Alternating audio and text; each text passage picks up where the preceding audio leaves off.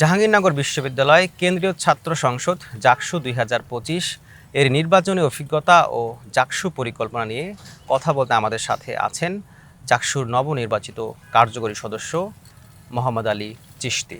মোহাম্মদ আলী চিশতি, আপনাকে মিরু নিজের পক্ষ থেকে অভিনন্দন। আমরা প্রথমে আপনার কাছে জানতে চাইব যে এই যে নির্বাচন হলো প্রায় দীর্ঘ ৩৩ বছর পরে, আপনার নির্বাচনী অভিজ্ঞতা কেমন? নির্বাচনের অভিজ্ঞতা ছিল আসলে একটা মিশ্রণ প্রতিক্রিয়ার মতো, যদি আমরা বলতে পারি। এখানে সকল মতামত, সকল আদর্শের শিক্ষার্থীরা অংশগ্রহণ করেছিল এবং নির্বাচনের এই সময়ে শিক্ষার্থীদের চিন্তা ছিল কোনো প্রকার হট্টগোল, কোনো প্রকার ঝামেলার তৈরি হবে কিনা। কিন্তু আমরা দেখতে পেরেছি সকলে দু একটি জায়গায় শুধুমাত্র কিছুটা উত্তপ্ত বাক্য বিনিময় বাদে সকল জায়গায় সকলের সহমর্মিতার পাশাপাশি সকলে কাঁধে হাত মিলিয়ে তারা আমরা নির্বাচন করেছি এবং এখানে কোনো প্রকার আমাদের মধ্যে ঝামেলা, কোনো প্রকার হট্টগোলের সৃষ্টি হয়নি এবং দিন শেষে আমরা একটি সুষ্ঠু নির্বাচন পেয়েছি এবং এই সুন্দর নির্বাচনের মাধ্যমে শিক্ষার্থীরা যাদেরকে তাদের অধিকার প্রতিষ্ঠার জন্য যোগ্য মনে করেছে, যারা তাদের অধিকার বাস্তবায়ন করতে পারবে, শিক্ষার্থী তাদেরকে এই দায়িত্বটি তুলে দিয়েছে। তো সেই স্থান থেকে নির্বাচনের অভিজ্ঞতাটা ছিল খুবই সুন্দর এবং এরকম একটি ইনক্লুসিভ নির্বাচন 33 বছর পরে হবে, এটি আমাদের প্রত্যাশা ছিল। তবে তারপরেও কিছু নির্বাচন কমিশনে কিছু কথা হয়েছে, যেগুলো আমরা চাই পরবর্তী বছর যখন জাকসু হবে তখন নির্বাচনটা আরও সুষ্ঠু হবে এবং যে সমস্যাগুলো বা যে সমস্যার সম্মুখীন এই জাকসুতে আমরা হয়েছি, পরবর্তী সময়ে সমস্যাগুলো আর থাকবে না। আপনি যেমনটি বলছিলেন যে নির্বাচন সুষ্ঠুর ব্যাপারে বলছিলেন যে অনেকের অভিযোগ ছিল, তো আমরা দেখলাম যে সে সময় 5টি প্যানেল তারা আসলে নির্বাচন বর্জন করেছে। তো বাকসাস তারা বর্জন করেনি। বাকসাসের কি কোনো কেন্দ্রীয় নির্দেশনা ছিল কিনা? আসলে নির্বাচনের সময় আমাদের মাঝখানে যে কথাটা ছিল যে আমরা একটা সুষ্ঠু শান্তিপূর্ণ নির্বাচন চাই এবং আমাদের মধ্যে ওই আত্মবিশ্বাস ছিল যে বাকসাস থেকে আমরা যারা দাঁড়িয়েছি এখানে আমরা সবাইকে যোগ্য, যারা দাঁড়িয়েছিল সবাই প্রতিটি পদের জন্য যোগ্য ছিল। তো সেই স্থান থেকে আমাদের মনে হয়েছে যে না, নির্বাচন শেষ পর্যন্ত ফাইট দিলে এখান থেকে আমরা অবশ্যই শিক্ষার্থীদের কাছে আমাদের ম্যান্ডেট তুলে ধরতে পারলাম, শিক্ষার্থীরা কী করতে চাই, শিক্ষার্থীরা আমাদের বুঝতে পারে, তাহলে শিক্ষার্থীরা আমাদের সেই সুযোগটি দিবে। তো সেই স্থান থেকে শেষ পর্যন্ত আমাদের মনে হয়েছে নির্বাচনে এমন কোনো ঘটনা ঘটেনি যার জন্য আমাদের নির্বাচন বয়কট করা উচিত। নির্বাচনে দু একটি অভিযোগ ছিল, যে 33 বছর পর নির্বাচন, বেশ কিছু অভিযোগ ছিল, এটা আমরা বলতে পারি, কিন্তু এমন কোনো অভিযোগ ছিল না যার কারণে নির্বাচন বয়কট করতে হবে বা নির্বাচনকে বন্ধ করতে হবে।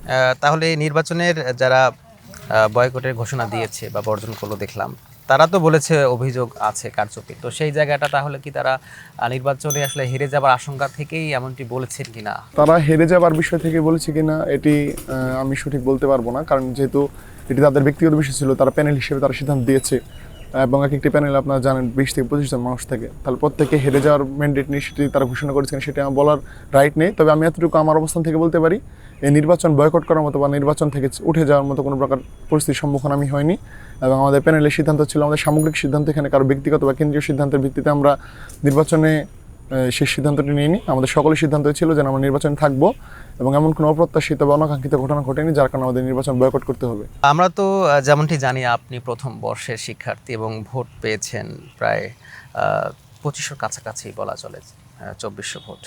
প্রথম বর্ষে এসেই আপনি নির্বাচনে দাঁড়ালেন এবং বিজয় লাভ করলেন। আসলে আপনি কি এমন কাজ করেছেন শিক্ষার্থীদের জন্য যে তারা প্রথম বছরে আপনাকে বিবেচনা করলো? আমি ক্যাম্পাসে আসার পর থেকেই আমি চেষ্টা করেছি যে একটা পাবলিক বিশ্ববিদ্যালয় হিসেবে জনমানুষের যে আমরা এক একজন শিক্ষার্থী একজন প্রতিনিধি বলা যায় আমরা সাধারণ মানুষের। তো সেই স্থান থেকে ক্যাম্পাসে থেকে দেশের বা ক্যাম্পাসের যে কোনো সমস্যায় নিজেকে সেই স্থানে নিয়ে মানুষের পাশে দাঁড়াতে, মানুষের পক্ষে কথা বলতে বা শিক্ষার্থী অধিকার নিয়ে কথা বলতে। আপনার যে আমার সঙ্গে বিগত খোঁজ নেন, আমি ক্যাম্পাসের সাথে প্রথম দিন থেকেই চেষ্টা করছি নিজেকে অধিকার আদায়ের পক্ষে সোচ্চার রাখার জন্য। তো সেই স্থান থেকে শুরু থেকে আমার একটি চেষ্টা ছিল।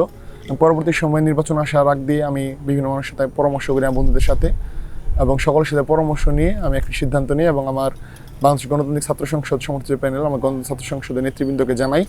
তারা আমাকে যোগ্য মনে করে এবং তারা আমাকে একটি সুযোগ দেয় সেই স্থানে এবং সেখান থেকে আমি সর্বোচ্চ চেষ্টা করি মানুষের কাছে গিয়ে আমি তাদের জন্য কী করতে চাই এবং আমি বিগত দিনে কী করেছি সেগুলো জানান দেওয়ার জন্য। সেই স্থান থেকে ক্যাম্পাসের সাধারণ শিক্ষার্থীরা মনে করেছে আমি তাদের জন্য কাজ করতে পারবো, তাদের জন্য একটি সুন্দর ক্যাম্পাস বিনির্মাণে আমার সর্বোচ্চ প্রচেষ্টা থাকবে, এটি তারা বুঝতে পেরেছে এবং এটি বুঝেই তারা আমাকে সুযোগ দিয়েছে। তো আমি আশাবাদী যে আমি তাদের জন্য সর্বোচ্চ প্রচেষ্টা দিয়ে কাজ করব। আপনার নির্বাচনী ইশতেহার কি কি ছিল? আসলে আমি নির্বাচন ইশতেহারে এমন কিছু দিইনি যেটা আমি করতে পারবো না। আমি আসার পর থেকে একজন সাধারণ শিক্ষার্থী হিসেবে আমি যে সমস্যাগুলো ফেস করেছি নিয়মিত, এবং যে সমস্যাগুলো নিয়ে বিগত দিনে কাজ করার চেষ্টা করেছি সেই সমস্যাগুলি তুলে ধরেছি। এবং এর মধ্যে রয়েছে যেমন আমাদের ক্যাম্পাস আপনারা জানেন বেশিরভাগ শিক্ষার্থী হচ্ছে পাবলিক বিশ্ববিদ্যালয়ের নিম্নবিত্ত অথবা নিম্ন মধ্যবিত্ত। তো তাদের আশা করে প্রধান সমস্যা থাকে যে আর্থিক ক্রাইসিস বা তাদের একাডেমিক বিভিন্ন সমস্যা। তো সেই স্থান থেকে একজন শিক্ষার্থীর একটি সুষ্ঠু ক্যাম্পাস বা একটি সুষ্ঠু শিক্ষার্থী বান্ধব পরিবেশ নিশ্চিত করার জন্য যে পরিবেশটা দরকার এবং যে সংস্কারগুলো দরকার সেই সংস্কারগুলোই আমার ইশতেহারে দেওয়া হয়েছিল এবং চেষ্টা করবো প্রত্যেকটি ইশতেহার বাস্তবায়ন করার জন্য।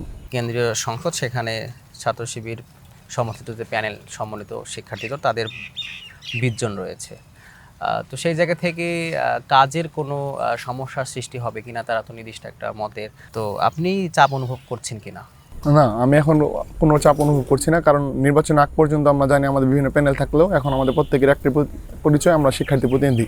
তো সেখানে তাদের 20 জন একসাথে প্যানেল আকারে এখন আর কোনো পরিচয় নেই। তারা 20 জনই বিভিন্ন ক্ষেত্রে তারা যারা মানে যেমন শিক্ষা ও গবেষণার ক্ষেত্রে যিনি রয়েছেন তিনি সেই স্থানের প্রতিনিধি, যে পরিবেশ বিষয়ক সম্পাদক রয়েছেন সেই স্থানের প্রতিনিধি। তো প্রত্যেকে হচ্ছে এখন একজন শিক্ষার্থী প্রতিনিধি।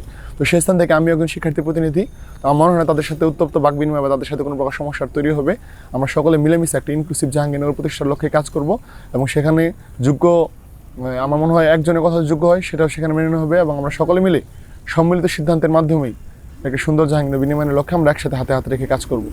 আমরা একটু আপনার রাজনৈতিক দল বাকসা সম্পর্কে একটু জানতে চাই। যে আমরা দেখলাম যে ঢাকা বিশ্ববিদ্যালয়ে তারা, যদি বলি, তারা একটিতেও আসলে জিতেনি এবং আপনাদের এখানে আপনারা 2 জন সম্ভবত জিতেছেন বাকসাস থেকে। সে বাকসাস কি গণঅভ্যুত্থান পরবর্তী সময় সেভাবে পৌঁছাতে পারেনি, আপনি কি মনে করেন? দেখেন, গণঅভ্যুত্থানে আসলে সকল শ্রেণী, সকল মতের বা সকল দল অংশগ্রহণ করেছে আমরা বলতে পারি। এ ছিল একটি সম্মিলিত গণঅভ্যুত্থান যেখানে বাংলাদেশের সকল দল, সকল শ্রেণী, সকল মতের মানুষ অংশগ্রহণ করেছিল। কিন্তু গণঅভ্যুত্থান পরবর্তী সময়ে যার যার গ্রাউন্ডে ফিরে গিয়েছে এবং যারা মনে হয়েছে যে বাংলাদেশের জন্য নতুন ধারা একটি রাজনীতি প্রতিষ্ঠা করতে চায়, আমরা তারাই পরবর্তীতে বাকসাসে অংশগ্রহণ করেছি। তো সেই স্থান থেকে আপনারা দেখতে পারবেন জাহাঙ্গীরনগর বিশ্ববিদ্যালয়ে বাকসাসের যারা নেতৃবৃন্দ দাঁড়িয়ে ছিল কেউ খারাপ রেজাল্ট করেছে এমন হয়নি। প্রত্যেকে দ্বিতীয় বা সর্বোচ্চ তৃতীয় স্থানে রয়েছে, এর বাইরে কেউ নেই। তো সেই স্থান থেকে শিক্ষার্থীরা হয়তো আমাদের চায় যোগ্য বেশি মনে করছে তাদেরকে তারা ম্যান্ডেট দিয়েছে। তো সেই স্থান থেকে আমরা চেষ্টা করবো আমাদের কোন জায়গাগুলোতে ত্রুটি ছিল, কোন জায়গা থেকে আমাদের আরও উন্নতি করা দরকার, কোন জায়গা থেকে আমাদের শিক্ষার্থীদের কাছে গিয়ে আরও তাদের অধিকার নিয়ে কথা বলা দরকার, সেই স্থানগুলো খুঁজে বের করে সামনের দিনে যখন জাকসু হবে বা সামনের দিনে চাকসু হবে, সেই স্থানে আমরা যেন শিক্ষার্থীদের কাছে গিয়ে তাদের অধিকার প্রতিষ্ঠার জন্য তাদের ম্যান্ডেটকে বাস্তবায়ন করার সর্বোচ্চ প্রতিশ্রুতি দিতে পারে এবং শিক্ষার্থীরা যাতে আমাদের উপর আস্থা রাখে, সেদিকটি লক্ষ্য রেখে আমরা সামনের দিনে নির্বাচন দাঁড়াবো এবং আমি আশাবাদী একদিন বাকসাস শিক্ষার্থীদের এই ম্যান্ডেট বাস্তবায়নে সফল হবে এবং তারা অধিকাংশ সিট নিয়ে তারা ডাকসু এই সমস্ত জায়গাগুলোতে তারা প্রতিনিধিত্ব করবে। আসলে আমরা তো যেমনটি শুনি যে ছাত্র শিবির তারা বলে ইসলামী মূল্যবোধের ভিত্তিতে তারা রাজনীতি করে, ছাত্রদল তারা বলে জাতীয়তাবাদী কথা বলে। আসলে বাকসাসের আদর্শটা কি, তারা কি নিয়ে রাজনীতি করে? আমাদের রাজনীতির মূল ভিত্তিটা হচ্ছে মধ্যমপন্থা, যেটা হচ্ছে এখানে যে কোনো মতের যে কোনো আদর্শের ব্যক্তি এখানে আমাদের সাথে রাজনীতি করতে পারবে, কিন্তু একে অন্যের প্রতি শ্রদ্ধা রেখে একে অপরের মূল্যবোধের প্রতি সম্মান প্রদর্শন রেখে। এখানে সকল মতের, সকল শ্রেণীর, ইসলাম হোক, বৌদ্ধ, খ্রিস্টান হোক, হিন্দু হোক, সকলে আমাদের দলের সাথে রাজনীতি করতে পারবে। কিন্তু আমরা চাই সকল দলের, সকল মতের, সকল শ্রেণীর মানুষের সাথে মতামতের প্রতি যে শ্রদ্ধা, যে সম্মান, সেটি প্রদর্শন করে বাংলাদেশের রাজনীতি করতে এবং একটি ইনক্লুসিভ বাংলাদেশ প্রতিষ্ঠার ক্ষেত্রে আমরা আমাদের সর্বোচ্চ প্রতিনিধিত্ব নিশ্চিত করতে চাই। সর্বশেষ জানতে চাই যে জাহাঙ্গীরনগর বিশ্ববিদ্যালয় নিয়ে আপনার স্বপ্ন কি, এবং যেহেতু আপনি একজন প্রতিনিধি, ইউনিক কোনো কিছু প্রতিষ্ঠা করবেন কিনা? জাহাঙ্গীরনগর বিশ্ববিদ্যালয়ে আমার সূচনা শুরু হয়েছে একটি কার্যকরী সদস্য পদ প্রাপ্তির মাধ্যমে। আমি এখান থেকে সর্বোচ্চ চেষ্টা করবো জাহাঙ্গীরনগরের প্রতিটি শিক্ষার্থীর নৈতিক অধিকার রক্ষার ক্ষেত্রে নিজের সর্বোচ্চ প্রচেষ্টা চালিয়ে যাওয়ার জন্য। এখানে শিক্ষার্থীর যে সমস্যাগুলো রয়েছে, এখন পর্যন্ত অনেক সমস্যা আমি দেখতে পেরেছি, প্রতিটি সমস্যা কার্যকরী সমাধান প্রদানের ক্ষেত্রে আমি আমার নিজের যে অংশগ্রহণ সেটি সর্বোচ্চভাবে নিশ্চিত করব এবং শিক্ষার্থীরা আমার উপর যে দায়িত্ব রেখেছে, যে আমানত আমার উপরে দিয়েছে, সেই আমানতের সম্পূর্ণ ফলাফল যেন আমি তাদের হাতে তুলে দিতে পারি এবং শিক্ষার্থীরা যেন কোনোভাবে আমার উপর আশাহত না হয়। যে সুন্দর, ইনক্লুসিভ এবং একটি ন্যায়ভিত্তিক, ইনসাফভিত্তিক একটি ক্যাম্পাস প্রতিষ্ঠার ক্ষেত্রে যতটুকু করা দরকার আমি আমার অবস্থান থেকে আমার সর্বোচ্চ প্রয়াস চালিয়ে যাবো ইনশাল্লাহ। আপনাকে মিরর নিউজের সময় দেওয়ার জন্য অসংখ্য ধন্যবাদ। দর্শক, আমরা শুনছিলাম জাহাঙ্গীরনগর বিশ্ববিদ্যালয়ের জাকসুতে যিনি নবনির্বাচিত কার্যকরী পদে বিজয়ী হয়েছেন তার কাছ থেকে জাকসু ভাবনা, অর্থাৎ তিনি জাকসুতে কী করতে চান সেই বিষয় সম্পর্কে। আগামী কোনো পর্বে আবারও দেখা হবে, সেই পর্যন্ত ভালো থাকুন, সুস্থ থাকুন, ধন্যবাদ।